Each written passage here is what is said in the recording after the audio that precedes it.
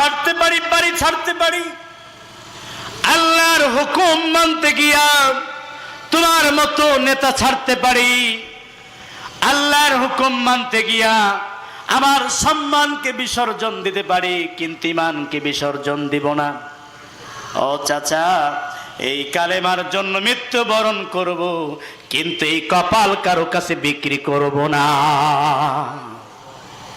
আরেকটু আস্তে কোন সুবহানাল্লাহ। আমার ভাইরা, লা ইলাহা ইল্লাল্লাহ এতটুকুন কালেমা পড়েছে, আজকে সব কিছু শেষ।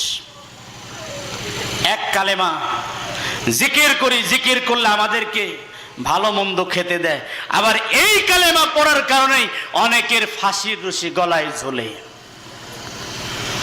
আল্লাহ রাব্বুল আলামিন বলেন, ওয়া মান লাম